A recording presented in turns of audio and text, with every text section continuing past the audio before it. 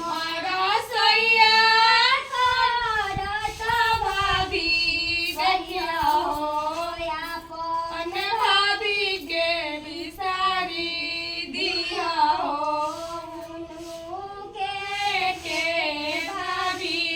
कहिया हो। ए दीदी कहीं सड़ी ये पहले रही ना तो कौन 10 गो सड़िया हमारे कुछ जी हाथ में ले वाली पियर पहिरा जा एगो फैशन ओ ना पहन ले बाड़ी नु देखा लोग हाथ सकेत बाटे अभी बिजनेस में घाटा लागलो जिसे निपटता निपटा लोग चलू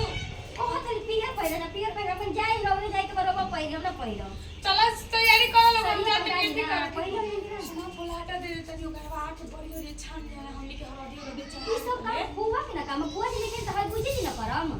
छोड़ा ना खिलवाड़ी हरी ठीक नु हेने गाड़ी आगे आवत है नेग लिहन सुना दलिया प्रिंट हम जाते खेती कर एक बार हम भर दे आई हो माई चल जाओ